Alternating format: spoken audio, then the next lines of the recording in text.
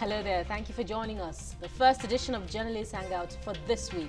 I am Bukola Samuel Wemimo. Today on the Hangout, Senator Misau accuses Inspector General of Police of receiving 120 billion naira from oil companies, corporate bodies and VIPs yearly. And Boko Haram commander surrenders, vows to help capture Abubakar Shekau. I'll be hanging out with Babajide Kolade Otutoju, Mayor Akipelu and Tunde Abaton. Journalist Hangout starts now.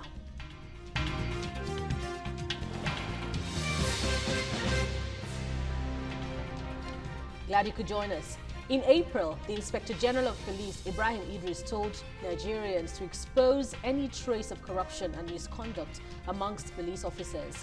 He encouraged Nigerians to blow the whistle on any corrupt police officer on the agency's social media platforms, adding that anyone found wanting would be punished.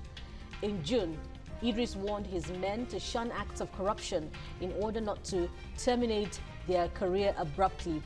A few months after issuing these warnings, the IGP's integrity is a subject of controversy. That's true.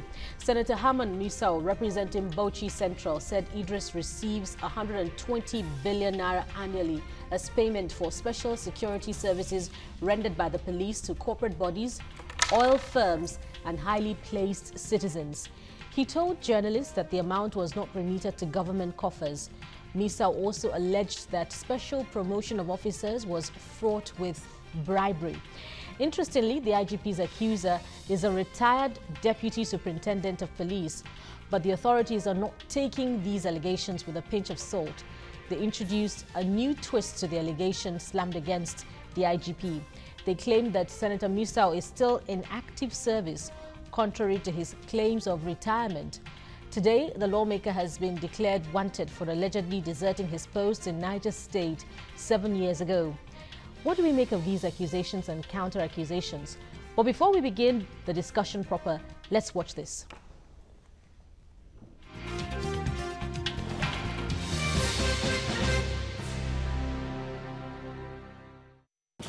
Senator Misau dubiously absconded and deserted the Nigerian police force on the 24th September 2010 when he was redeployed to Niger State Police Command. In 2011, I contested for Senate. Which I lost in 2011. And I went through all the rigors of security screening. I became a public figure right from 2010.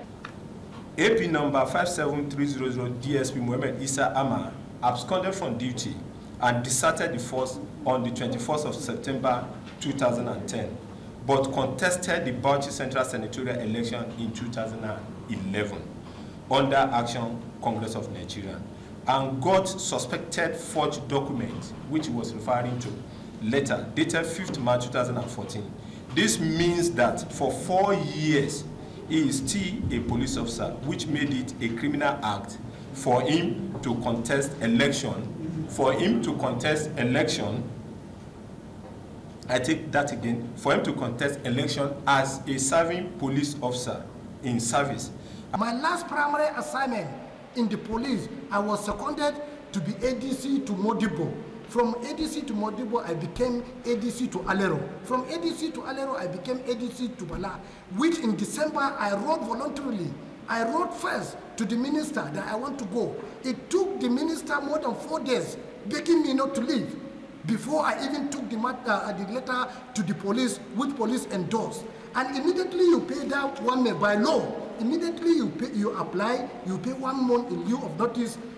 Automatically, you have disengaged from service. DSP Mohammed Issa Ama's name still appear on the police service. This is the page. The service is very voluminous and bulky, and I may not be able to carry it to this press briefing. But this is the page where his name appears. Retirement from the Nigerian Police Force. Please, your letter of 1st December 2010 refers. I wish to inform you that the Commission has approved your retirement from the service of the Nigerian Police Force with effect from 1st December 2010 after 10 years of meritorious service. Your dedication and meritorious service to the nation is highly appreciated by the Commission.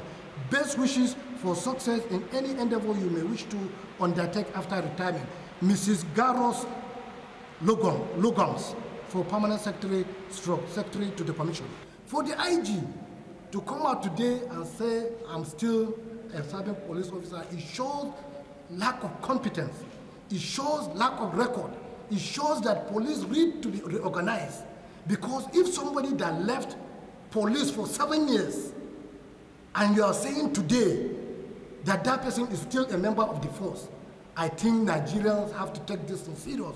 And coming from a police, a well-respected organization.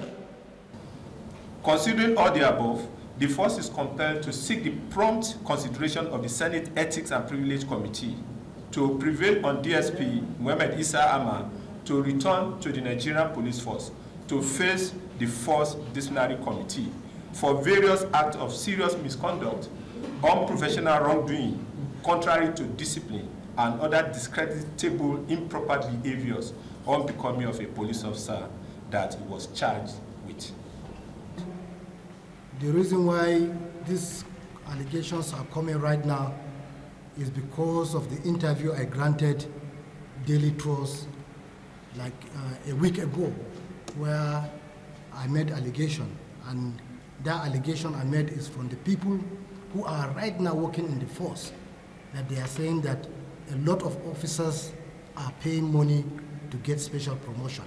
It is expedient for the force to disabuse the mind of the members of the public, most especially people that must have read the story or listened to the fabricated lies or substantiated allegation and shallow imagination of a personality claiming to be a senator of Federal Republic of Nigeria, with premeditated evil plans to incite the public against the Nigerian police force. So I'm not the first person to accuse police of corruption.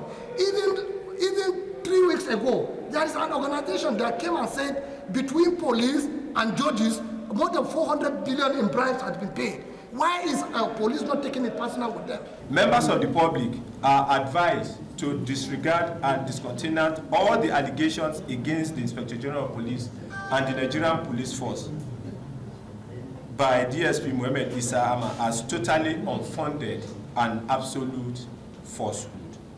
In conclusion, AP number 57300, DSP Mohammed Issa Ama is still a police officer and not regarded as a senator by the Nigerian Police Force.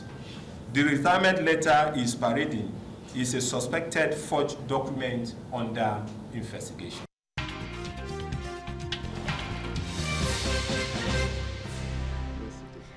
Interesting. Thank you for staying with us on Journalist Hangout. And we're going to look critically at that issue between the police force, the leadership of the force, and Senator Herman Misau. I'll start with you, Jide. What do you make of the accusation and one big controversy? It is very ridiculous. It is really very, very ridiculous.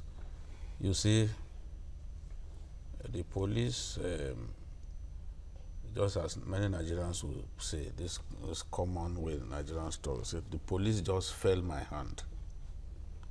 They fall my hand now. Because how do you explain a situation in which somebody deserted the police for 7 years? You see him going around the country. You made no effort to arrest him. Because a deserter has to be punished. Any security agency that does not take desertion seriously is not a serious. It's not a security agency to be taken seriously. In the army, if you desert, it's either you stay far away from where your bosses, your commanders can see you, because if they see you, they will get hold of you and put you in jail. Because that's where you belong as a deserter. When you join the army, you know that, look, you could be killed at any time. You sign away your life when you join the army. The army is free to deploy you to the war front. You know? So if out of fear of being killed by the enemy, you now decided to bolt, then you are a deserter. and they are free to come after you. I remember in the, I think in the early 80s, there was this Israeli who worked for, who was in Mossad, who defected. He was an Israeli, no, he was an Israeli atomic, he was working in the atomic agency, you know. You know, Israel has the 3 grades of nuclear bomb, yes, but they do not want people to know. They have the neutron bomb, hydrogen bomb, and the atomic bomb. And this guy was working there, and then he defected to the UK. They sent Mossad agents. One of them was a woman that he fell in love with. They brought him back to Israel. They defied the laws of the UK and brought him back to Israel to face justice, because desertion at that level is a very serious offense. Now, let's even assume that Misau is not privy to some very, very serious information, like the kind of information that a nuclear scientist would have, you know, like the Israeli I was talking about. But you cannot just fail to do something about somebody who deserted the force for that long, and somebody who is constantly in the eye of the public. You can't. There's no way you can explain why you didn't pick this guy up all these years. In 2011, he contested and failed. How did he go through the screening and then got screened to take part in the election? He came back in 2015. The same man was screened again, and then he contested the election and won. So it's just now that we are being told that he deserted the police. I'm not saying he didn't desert. I'm not saying that the police lied. But something is fundamentally wrong here, because if indeed Misau defected, he should have been arrested and put behind bars a long time ago. 2 issues have been thrown up by Jide now. The record keeping of the police is questionable. Number 2, did Misau defect? Did he desert the police or not? Is his evidence tenable, Mayor? No, I don't agree with the police. I don't agree with the police because, like Jide said, this is somebody that contested election in 2011. Let us even forget about the screening. This is somebody that was in the public glare. He contested election in 2011. The Nigerian police was aware that he's a deserter. He contested election again in 2015 and became a senator. A senator is a very important person in Nigeria political equation. Absolutely. This is somebody who not only contested and won, is a distinguished senator of Federal Republic of Nigeria. The Nigerian police see him every time. They knew when he was sworn in, and they knew that this man is a deserter. So it is incompetent on the part of the Nigerian police. So I believe that this was thrown up because of the allegation that he made. Though I think the allegation from Misau was exaggerated. Yes. It is common knowledge that when an IJ comes, when a new person becomes the IJ, it will issue this statement that all the police people in corporate bodies and individuals, all of them should be removed. That is the normal thing, because normally before, when you want to get those security people, you can only get the approval from the office of the IJ, and normally you're supposed to pay. So the by convention, by tradition, the IJ will say, no, I don't want any, this time I don't want anybody to, I know police people should follow individuals and all that. If I see them, everybody should be withdrawn and all that. Then everybody will reapply again, and they will have that. If that is what Misau is talking about, to now put a figure of 120 billion is ridiculous. So Misau, as a senator, should be mindful of what he says. And I think the police is just fighting back because of those allegations. Yes. But let's not lose sight of the fact that, you know, the police's counter-allegation is overshadowing Misau's allegation. No, like you said, what they are saying is they are indicting themselves. If a very serious organization like the Nigerian police cannot come out and say that we have a deserter for the last 7 years that they see around, and they allow him to contest elections, to get voted for, to get sworn in as senator, and they didn't do anything, Apart from the issue of record of bookkeeping, it shows that they are trying to portray the organization as an ineffective organization, which is an indictment of themselves. They should not toe that line. It's not in their interest to toe that line. Tunde, do you agree that Misau's allegation is exaggerated? Well, I think there is something more fundamental that is wrong with our systems in Nigeria. Like he said, it shows that the Nigerian police as an organization is not an organization that should be trusted enough to guarantee justice in Nigeria, because before you take any matter before the judge, the police must do their investigation. And when we have a compromised institution that has compromised itself and admitted that it is weak, how do you ensure that ordinary human beings, when cases are taken to them, they will ensure that one? Number two is that I think for us to get it right in Nigeria, because we have a way of doing things the same way, I will call for the National Assembly or the Attorney General of the Federation should appoint an independent investigator to investigate book cases. Because as it is now, by the time an investigation steps in, that is not the police, you are going to hear many, many more things that is wrong with the Nigerian police system. And perhaps for the dignity of the Senate of the Federal Republic of Nigeria to protect itself, if indeed it is true that a deserter was elected as a senator of the Federal Republic of Nigeria, then the Senate too has to wash its hands clean and set a record that those people who inhabit the hallowed chambers of the Senate are people with integrity. About 5 years ago, former retired Inspector General of Police, AIG Aliu, Nuhu Aliu, did admit that most of those people that he has put on trial has been locked up in the AIG. Some of them found their ways later into the hallowed chambers of the Nigerian Senate. That was between 2003 and 2007. Yes, he could not get re-elected. It shows that it was during the second term. He repeated the allegations again. And then he was suspended. The first time he got away with it. But the second time they moved against him. So it shows that there is something wrong, because the integrity of both the Nigerian police and the Senate, whether you like it or not, the man is a senator of the Federal Republic. How can you admit that somebody, it happens in the civil service too. I read something today that somebody who left about 10 years ago, you will still go back to the ministry and discover that the person is somewhere in New York or London working, and he will come back to Nigeria after years and will be collecting salary and will be talking of ghost worker. So both institutions are on trial now. So what we need is an independent investigator. But because with the police, you are not going to get anything. No. With the Senate as a body, will you get anything? You may not. They will protect themselves. So we need the Attorney General of the Federation should appoint an independent investigator to investigate this and let us get to the root of the matter in this case. Jide, Misau was a former ASP. Is there something that may have transpired between the two personalities involved now that is responsible for this allegation and counter-allegation? I don't think so. He may not like the current IG. He may not like him.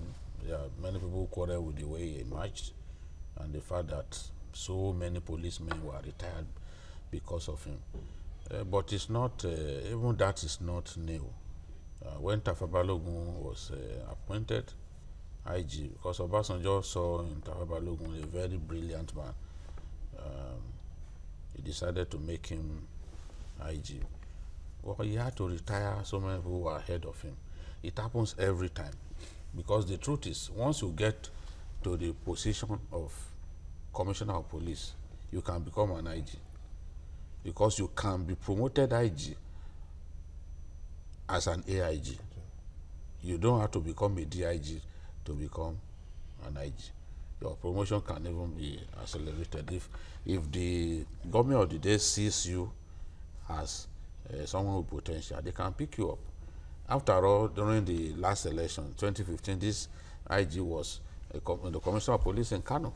So look at that, between 2015 and now, he had become, he had recently to become an Inspector General of Police, someone who was Commissioner of Police in Kano during the election.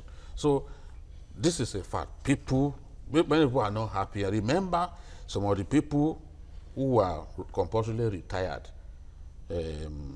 after Idris's emergence. They went to court. It was a long list. I think it's the highest in the history of the police, the number of people who had to retire.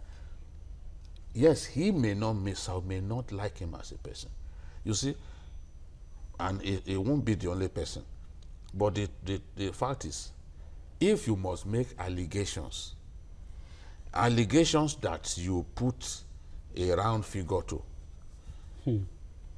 then you must be ready to prove it. You must be able to provide facts. We all know that these things, people get paid to do some of these things. We are in Nigeria, we know how these things run. But to say that no payment takes 10 billion every month, and you also said, and that money is never remitted to the police. The police is not a revenue generating body. If the IG's agents in the states, the commissioner of police, for example, decides to post someone to a lucrative place, and those guys pay the commissioner of police, you have no proof that the commissioner of police eventually sent the money to the IG. So how you are able to sit down and now say, oh, everything comes to 10 billion every month, and then you tallied it to say at the end of the month, 120 billion. It's 120 billion. I think it was a tad irresponsible in coming up with that kind of figure. But we know that, look, if you are not close to the IG, for example, if you are not IG's boy, let's tell ourselves the truth, nobody will post you to Lagos. And when you are posted to Lagos, we know the places where policemen can make sufficient money. Airport, different places. Port authority. You know, all of these places. We don't want to be to mention some of those places so that they don't begin to see the policemen who are manning those places as billionaires. You know, we could cause trouble for them. So, but to go to the extent of saying, oh, now, in my view, what this has thrown up is the need to look at the way we assign policemen to individuals. I was reading the story of a musician the other day, Davido. Yeah. He has some policemen guiding him. He's entitled, you can apply to be given policemen if you see yourself as someone who could be picked up, security, someone, a potential target for kidnappers and all that. You could ask for legitimately. But his policemen were shooting into the air indiscriminately. No, not even shooting in the air. He collected a gun. There's a video. No, they were even arrested. Yes, he collected the AK-47 of one of the policemen, and he was shooting himself. Look at the rubbish that at the balcony of his house in Lekki, he collected the gun from the policeman and was playing with it, shooting. You know, so I'm trying to underline the fact that posting policemen to individuals have been abused, but we must. So the IG, as he promised at that time, because we keep saying that we don't have enough policemen to do the job. A lot of the policemen who have been posted to individuals, they need to return them to the barracks and then reassign these people. We have a caller from Kano. Sorry, Jide. Hello, good evening. Hello, good evening. Go ahead with your contribution. Make it brief. Yeah, my name is my name. I'm calling from Kano, and I want to contribute to this discussion. Yeah. To me, it seems like there is something fishy in all the setup. I cannot understand how somebody could leave service for over a number of years, and at the end of the day, the people will come back and now say that he is still in service. You understand? Has he been collecting salary from the service, from the police service? I think these are things that they need to clarify. And what are all other his benefits that have been going on? Has he been taking all those benefits? Does that still make him a police officer? And why did the issues not come up all this time, all this long, until this time that he brings out the issue of the collections? I think something is wrong with all these outstanding issues, really, and it needs to be checked out. Thank you very much. Very valid contribution there from Muniru. Jide has raised some very interesting issues. Mayor, I don't like your face. Under your watch, some police officers were compulsorily retired, and then I go ahead and make an allegation against you. Yeah, it's possible because he retired as DSP, so and he seems to be a policeman that was also favored with good postings because he said it was ADC, yes. ADC to governor, ADC to ministers. So naturally, he was also very privileged. He had also privileged posting. So along the line, it's possible for his line to have crossed with the present IG, because the IG will not have been, the seniority will not be, the gap between them won't be much. So they could have crossed ways one way or the other. But that was a long time ago. That's what I'm saying. So now, because he's a senator, and maybe some boys within the system complained to him, maybe off record, about certain things going in the police. He will think now, as an ex-policeman and now a senator, he can talk about it. Of the Senate. But what you should have, the mistake, the mistake was that he, as a senator, you should be mindful of allegations. People cannot just bring things to you. If you had said that I know from information from within that people pay for certain things within the police which you shouldn't have done, you would have gotten away with it. If you had said, oh, the Nigerian police or some officers of the Nigerian police are corrupt, you would have gotten away with it. But by saying that the IG collects 10 billion every month, it's irresponsible. And there's no way you can prove that. You can't prove it. So that is why the police is fighting back. As we speak now, maybe his file in the police will be missing. Of course. So if his file is missing, if his file is missing, there's no way we can ensure or verify the authenticity of the letter he has shown us. Well, so if you cannot verify that one, you cannot also, take the police for granted. You cannot trust the police for giving you fake. Then the police will have a record. So I think what is missing here now is that this is a test for the, like I said, for the institution in Nigeria. We have to do something. Independent investigation is the only time they can do it. The police will not come out. If they can say somebody is holding a letter, is holding a fake letter, it means the police itself is capable of being faked in the first system, because his letter, we have to subject it to forensic examination to know whether it is an original police letter heading or it's counterfeit. Or it's counterfeit. So we have a lot of layers of justice. We have a lot to do. That's why I'm saying it is not possible for the police. Maybe the government will use DSS or any of these our espionage mission to discover that record, because we have to know who is lying between the senator of the Federal Republic and the Nigerian police force. If we are unable to know who is lying, they won't get to the root of this thing. Jide, are you confident that an independent inquiry committee will come up with something credible? Not in all cases. They will only work with facts that you provide them with. Remember when they were probing the allegation of $20 billion being stolen or missing, PwC came into town, PricewaterhouseCoopers, but they complained that some of the documents they asked for, they were not provided. So at the end of the day, they could not establish that much money was stolen.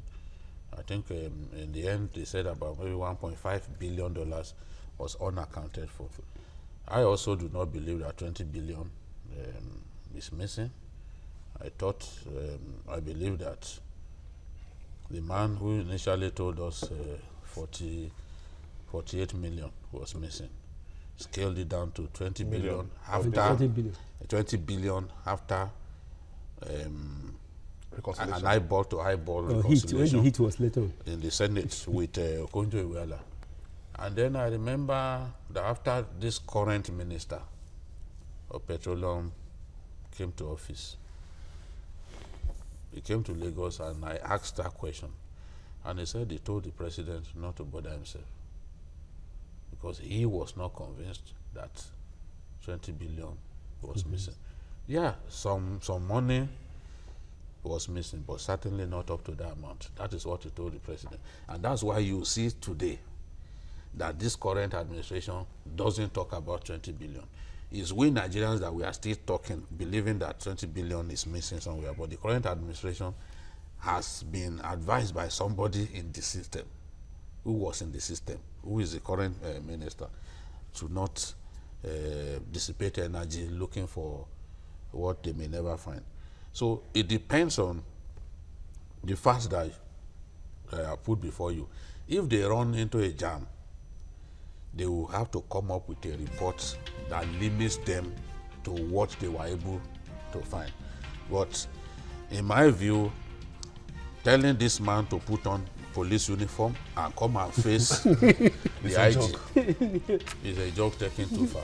I think the fullness of The time, has been reduced to Nigerians will know the truth. And calling him a hemp smoker and all kinds of insults have been heaped on this man because of what he said. We may say that he deserved it, but I also think that the police and the spokesman of the police needs to use elevated language, decent language. You know, decent language when addressing Nigerians.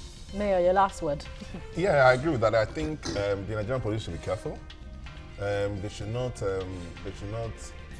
be careful because what this case is an indictment of the Nigerian police, and I think they should weigh of that. They should find a way of settling the problem because I think it is that interview with Lady Trust that necessitated this response. All right. Still to come on Journalist Hangout, Boko Haram commander surrenders, vows to help capture Abubakar Shekau. Stay with us for details.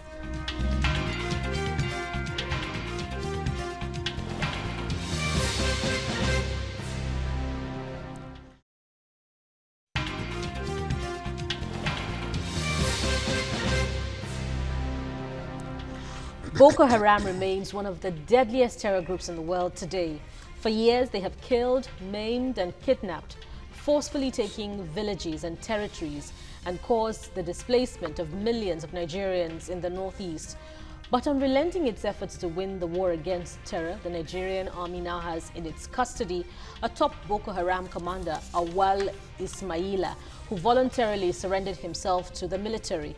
He confessed that he and another commander led the operation to kidnap the Chibok schoolgirls in 2014. Unfortunately, more than 100 of those girls have been reunited with families. They also led the operations to invade at least 9 communities. Ismail, who claimed to be a native of Madagali, also confessed to slaughtering students and youths at the Central Secondary School in Sabungiri. He recalled that women were being raped in public, children starved to death, and many dying daily. Though the Boko Haram commander promised to give useful information on locations and hideouts of other top commanders, the question is, when will the killings stop? When will it stop, Judy? I want the killings to stop immediately. But we are still unable to reach that point when we can say we have totally dealt with these guys such that they cannot carry out killings. For now, they are still able to kidnap our people, and we can't rescue people who have been kidnapped. Those women who are kidnapped on Maiduguri-Damboa Highway have still not been rescued. Those 10 women are still Chibok girls in their hands. The staff of the University of Maiduguri, the driver and 2 lecturers that the Mama and Noor faction of Boko Haram kidnapped, they are still being held. Worried about some information that gets into the public domain. Some of them about the activities of our military, because I know such facts help the enemy. Now this fellow has come. I would have wanted a situation in which he was debriefed, and a situation in which people are not even aware that he surrendered, because he has surrendered now and he's saying all kinds of things, and people, Shekau and his people, they are very active on social media. They read news, they know what's going on.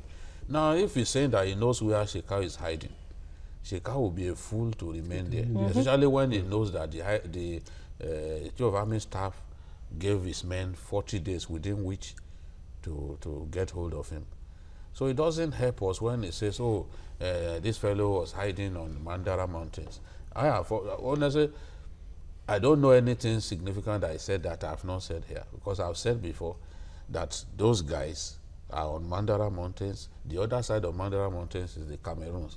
So they find it easy, to escape when hiding on the Mandara Mountains, and even Tangoshe Mountains, they are there. I've said it here a number of times.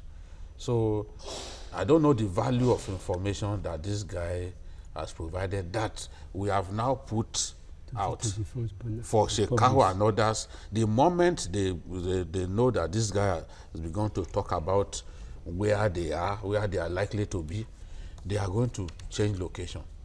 And that's the reason we've not been able to rescue the Chibok girls. Remember when that the Chief of Defense Staff, former Chief of Defense Staff, said we know where the Chibok girls were being kept. And those guys relocated. They relocated the girls. Not only that, they now split them up. So the different factions of Boko Haram have different girls. So even if you get hold of Shekau today, you may not be able to have all of the girls, because the Mama Nur faction, you know, which is the faction of the eldest son of the founder of the group, of Boko Haram, they have their own girls. In actual fact, the first time that Nigeria could try to get Boko Haram to surrender some of those girls, it was the rivalry between these factions that ensured that it didn't happen. Because the exchange was going to take place, and one faction stormed the place and said, you must not exchange these girls. If you do it, we'll go and kill all the girls that we have in our hands. So we have to be really, really careful. We have to be really careful. This guy, all that he's saying should not be in the newspapers. At all. Because it will help the enemy. They will take to their heels, they will run away, they will go and hide elsewhere. And he's already in captivity. He will not have the opportunity again to be able to track their movements. So that is the way I see it. I may be wrong, but that is the way I see this revelation. But your point is reminiscent of the Army spokesperson's declaration not too long ago also, that they know where the commander is, and they are resolved to getting the commander. Now, why is this dispensation, the Army dispensation, towing this line of, the public fight, so to speak, against Boko Haram? Is it to reassure the authorities, particularly the presidency, which is high on its determination to ending the insurgency war? Is it a demonstration of the fact that, oh, we're working? What do you think? I'm not excited about what this commander is saying. To me, I think it's just taking the Nigerian military for a ride, and they'll be very stupid to fall for it. Like Gide said, he has not given them any information. What he has just done is that, for one reason or the other, he fell out with the leaders of the faction that he belonged to. He crossed to the other side. And for him to be taken seriously, he was trying to give them information to say, okay, I was high up in one of the things that we did, and I know this and I know that. But the Nigerian media should be very careful. Careful because that was how, during the time of Jonathan, some people collected a lot of money from them. And they found out they were fraudsters. And part of the problem that I have with this, the military under the presidency of Army Staff have done well, relatively well. But part of the problems that I have with them is that they are always quick to be commended, to show that they are winning or they've achieved things. And they don't have to do that. They don't have to do that because when you're fighting a war, it's a marathon. And it's important for you to keep so many things to yourself. That was how they went to Sambisa. When they were able to put people on the defensive, they were so excited. Instead of them to concentrate on doing moppers and all that, they declared to the president and the commander-in-chief that it's over, we've taken over Sambisa. They even went to Sambisa and said they were going to do things there. These people went back, reorganized, were able to rearm themselves, and they came back. Now, even if you have a commander who have given you things like they said, what you should do is to work on those information and see how you can, by putting it out, it's just for them to try to convince their commander-in-chief that they are doing something. And that is a very wrong way of doing things. Today you told the same. same. Be honestly, Sanika, I think I'm not convinced that the Nigerian forces are ready to end the Boko Haram insurgency. You see, in any operation, in anything you embark upon, we have said it here repeatedly that intelligence gathering And deployment of that intelligence is crucial to win this kind of war that is not conventional. Now, when you now gather intelligence, you are supposed to use it for strategy and planning.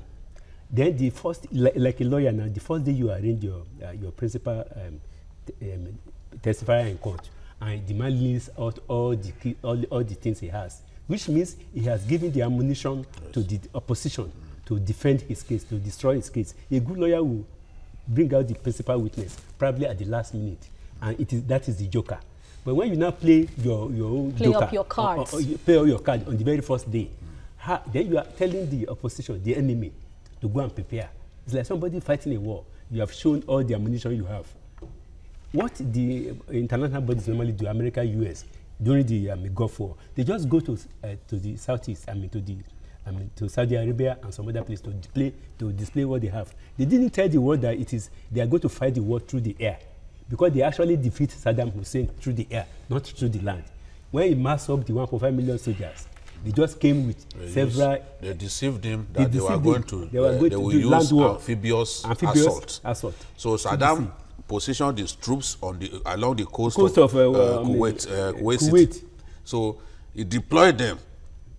He now left other flanks open. Meanwhile, they had no plan to do amphibious assault at all. They diverted his attention to go and man the coast. I think on the first day or first few days of the war, they lost about 500,000 soldiers, and that was where they left, and that was the end of the war. So I don't know why the Nigerian forces realize when you get an information, the first thing you do is to go to the press. It does not show that somebody is intelligent somewhere, trying to use intelligence to win a war. This is not a conventional war. So you use your intelligence to plan your strategies and tactics. But there's no strategy and tactics here. When the main man, you get him yesterday and you parade him today. Which means he surrendered. He surrendered. And you present him to the media that you get the biggest fish. It's not even the first we've been arresting Boko Haram commanders. If you Google it, so many times we've arrested commanders. We even extend some of them for the girls. The war is still on. Yeah, so that's a good reminder. Even before the exchange of the girls, we've always captured Boko Haram commanders because they have different commanders. Any major operation, if we take some Boko Haram men prisoner, you are likely to take a commander as well because you need information from them. Now, what we've been able to do with the information provided by some of these commanders and fighters, I really do not know. Yes, it helps because they can tell you where some troops, fighters are massed up and you can just go and drop bombs on them and all that. But the point is, we really have to be careful. Yes, we need to show our people that we are working. But I still think that majority of Nigerians are grateful to the Nigerian forces because these are people laying down their lives. If we put ourselves in their positions, nobody wants to die. But these are guys who go out every day not sure that they will come back. So we are grateful to them along that line. And it is important that they do not even misunderstand what we are doing here. Yes. Because to some, oh, these people hate us. No, but it's the truth that we are talking about here. It's the truth. So giving this kind of information, putting it out there, those guys will just be laughing. Every time Shekau comes out with a new video, I want to listen. And he will be talking about what someone said 3 days ago, what someone said 2 days ago. So you will be wondering, how did he get to hear all of this? He's supposed to be in the bush. But right there in the bush, they have solar panels. Because I know that the Nigerian Air Force has bombed solar panels of Boko Haram several times. Meaning that they have access to electricity. They have this dish by which they can see TV stations and all that. That's satellite phones. Satellite phones, Turaya and the rest. Yeah. Remember those Turayas that were seized at the airport here? Yeah. They were meant to be shipped to the northeast. Because what the security agencies were asking is, who ordered for these Turayas to be imported into the country? Clearly the terrorists wanted to use them. So we are dealing with an enemy that we really have to be careful with it, because they are watching us every step of the way. They are watching. They want to see what we do. And the situation is not even helped by people who come out to work with the enemy, providing information about troops movement to the enemy. That's why ambushes are common, because already they know that. I've asked people, I said, how did they know that those lecturers from the University of Maiduguri were heading in that direction before they opened fire on them? How did they know? And with the military support that those guys had, they must have felt, yeah, we are safe. But if they know and they have information that, oh, maybe about 6 Ilos vans will be accompanying them, it will enable them to prepare. They will now have enough number of fighters to take on those guys. It's the same. It's what happened in Chibok. Because their own spies had gone to the school in Chibok. Well ahead. To prepare the ground. While the governor was saying that, oh, that place was safe, for example, you can conclude, even if you have 20 soldiers carrying AK-47 guiding the school, you are entitled to think that that school was safe. But you don't know how many fighters carrying the same weapons the enemy will bring. So when the enemy brings like 200 carrying the same weapon, the soldiers don't stand a chance. We have a caller from Adamawa. Hello, good evening. Hello. Go ahead with your contribution. Hello. Good evening. Go ahead with your contribution. Good evening. Yeah, I've been, yeah, I'm getting you. My contribution. Keep talking now. Keep talking. You are listening to yourself. Just keep talking. Okay, thank you very much. Let's look at another very interesting aspect of, you know, in attempting to answer the rhetorical question at the start, when will these killings end? One of the approaches of the army is a program of reintegration for Boko Haram insurgents. And, you know, it tickles the imagination when you think about what these guys had done before perhaps they were arrested or they surrendered. For instance, Ismail admitted to killing, to maiming, to leading the operation to kidnap the schoolgirls. What are your thoughts about this program of reintegration in a bid, you know, as a non-combative approach to ending the insurgency? Mayor. I can understand why they are doing it, but I don't believe in it. And why I don't believe in it is because the U.S. Army use the same style in Afghanistan. They believe that, okay, if we can win the minds of these people, we can convince them not to agitate and fight. It did not work. It did not work. Somebody who has made up his mind, because most of these people have, what they are fighting for is something you cannot, it's not as if they are fighting for a particular right.